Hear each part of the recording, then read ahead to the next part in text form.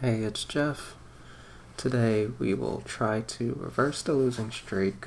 We're at 1779 right now. Still not active for the rating. Also quite a while before we get a FIDE estimate. Who knows, with the pace that I do problems, we might never get a FIDE estimate again. But before I start, a couple of things I've kind of reflected on for how this series has gone so far. Let's see, what did I want to say? Well, so what forced myself to think for 10 minutes and then still not find the answer for a lot of these puzzles, it really opened my eyes more to how much, I guess how much time I kind of wasted with the blitz. It's really fun, but in general, it seems like a lot of my failures at over-the-board tournaments, I can clearly see that I used to play way too fast, and seeing how time and time again thinking for 10 minutes isn't enough sometimes for me really shows that this kind of training, once I get better at finding the solutions within 10 minutes, it should help a lot. But it's not like I go to any tournaments with the virus going around anyway. So that's what the training here is for. Okay, now I'll look at the position and start the timer. Okay, so the king is on b7. We do have a check with queen f3. We do have a capture with queen takes e5. Let's see, so all the candidate moves, we'll just say, without calculating too much.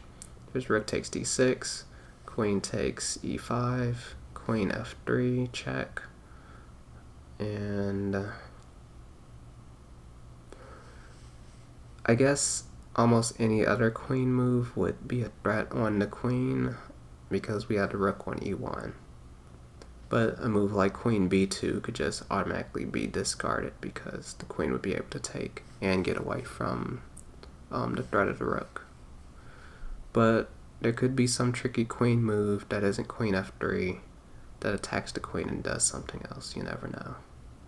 I'm gonna say it's unlikely in this case, and this goes back to that puzzle a couple videos ago where the answer was like rook e3 and the queen had like a million squares to go to, and it turns out, oh, they go queen a6, you could take the queen and do something else, and if they go on to f5 or g6, then I don't remember what the point of that tactic was, but there was some answer for it. And I guess this is how I'm wasting time to 10 minutes. I just ramble on about other things. That is one thing I know some people struggle with in chess, if they have like problems with maintaining like concentration or attention for some time. And that's one reason why blitz and bullet is kind of attractive, because it's just constant action.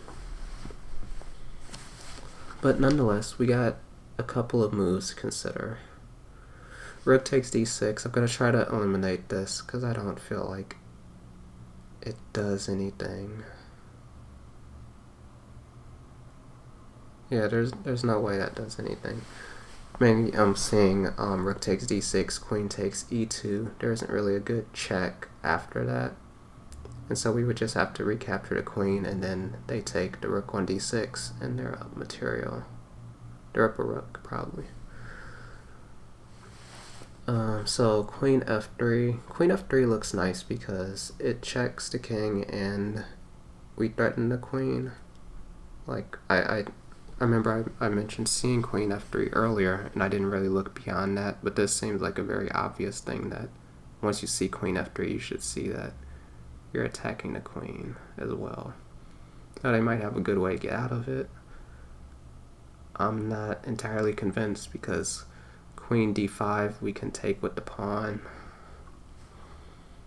I feel like this could be it, and we've lost so many points at this point that they could be throwing us an easy problem. And the only other move, other than the various other queen moves, would be queen takes e5. And queen takes e5, bishop takes, rook takes d8. We do win material there, it looks like. But maybe queen f3 wins more material. Is that what I'm seeing? I feel like we gotta be careful though. So this is a situation I don't know if we've been in the past videos, where I'm almost 100% sure that it's either queen takes e5 or queen f3. And the difference is how much material is left in the end, because if we actually count up the material, which we haven't done in a while, we are actually down a bishop in a way. Well, I don't know about the pawns, but we both have rooks, we both have a queen, but I don't have a bishop and they do. So in some cases where you see something that's winning material, it might not necessarily be a tactic because you were down way more material to start. So queen takes e5, bishop takes e5, rook takes d8. We have two rooks, so that's 10, 11, 12, 13, 14, 15 if we count the pawns, versus 5, 6, 7, 8, 9, 10, 11, 12, 13, 14. So that really just gives us like an advantage of one pawn pretty much.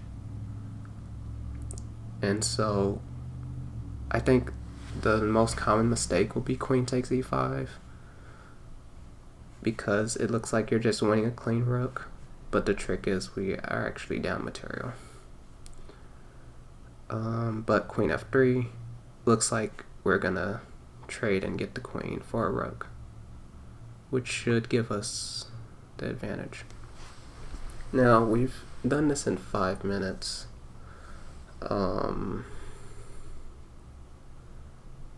Yeah, it's gotta be that logic.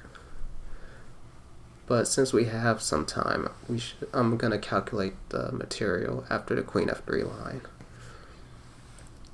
There should be like an easier, like I don't know, I'm pretty slow at counting up material sometimes, or like evaluating exchange, like okay, it's 9 pawns versus 5 pawns if you trade a rook for a queen, but based on where you start, it's like I just try to visualize the position and then count it pretty slowly. So that's another thing I could probably work on in the future, but I probably won't. So queen f3, king c7, so that when we take with e5, when we take rook takes e5, bishop takes, and rook takes d8, the king could recapture, because if the king goes to like a7, and you do this, then white would surely win a whole lot of material. So king c7 or king c8 would be the best moves for black. So queen f3, king c7, rook takes e5, bishop takes e5, rook takes d8, king takes d8, and let's count the material there. So we have a queen and a rook and 5 pawns, so 19, and they have, now I gotta calculate the line again to see what black has.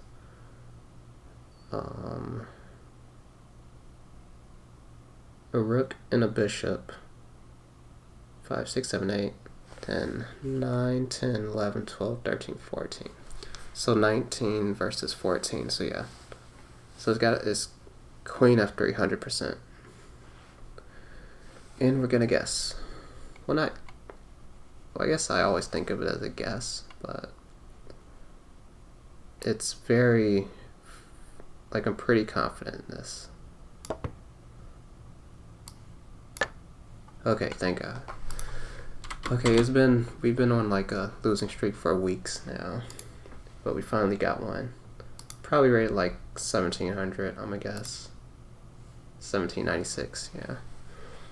Okay, I haven't done this one before. 16 mistakes. Queen takes e5, yeah. 5,657 times people have played queen takes e6. And they really just fell for the trap. You see, this is actually the bishop that it was even. So I wonder what they took. Okay, let's look at the game and see how this even came up. Okay.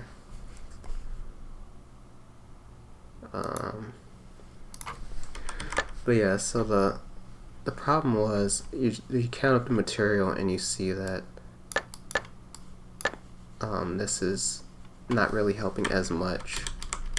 But if you were looking at it from, like, assume that we had a bishop on g2, then this move would be like definitely winning at some point because we would just be up a rook for no compensation.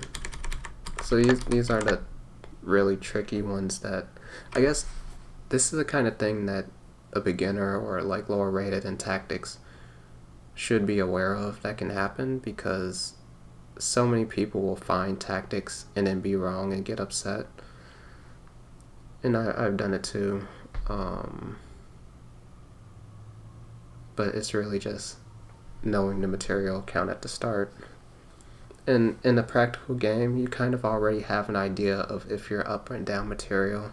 So this is a kind of like tactical puzzle only skill that you kind of just have to develop. And there are ways to calculate the material pretty fast. I won't really go into them in general right now. I think I've heard John Bartholomew talk about it, where you kind of like eliminate, I guess I am going into it now, where you kind of eliminate the like same pieces on each side, so you quickly see that both sides have 2 rooks, so you can cancel those out and just look at what's remaining. You don't really have to consider the kings. So we both have queens, they cancel each other out. We got some pawns on both sides, but there's no partner for the bishop. So we don't have a knight or a bishop, and that's how you would quickly see that something's off. So yeah, there's a lot of comments, probably people talking about that factor anyway. And there's really nothing else. Like, people really didn't play any other moves that much. Like, it's overwhelmingly people went for queen takes e5. So yeah, so this was a successful one. Pretty short video now. And okay, we gained 35 points. And yeah, we're 18-14. And yeah, so see you in the next one. Thanks for watching.